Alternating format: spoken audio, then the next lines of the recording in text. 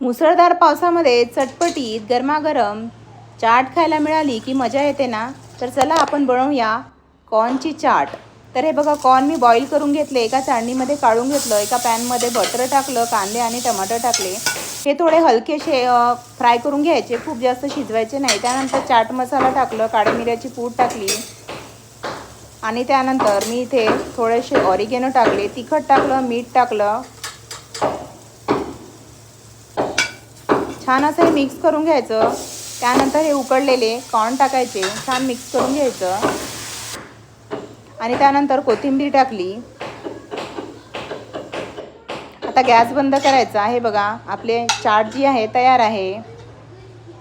तर ही जी चाट आहे आता आपण बाउलमध्ये सर्व करूया. हे बघा, बाउलमध्ये सर्व केल्यानंतर यामध्ये आपण वरून लिंबू किंवा चिंचेचा कोड वगैरे टाकू शकतो. थोडं बटर टाकलं आणि त्यानंतर मी इथे वरून टाकलेलं आहे चॉकलेट सॉस. तर तयार आहे कॉर्न चना चटपटीत चाट. सबस्क्राईब करा, लाईक करा आणि शेअर करा.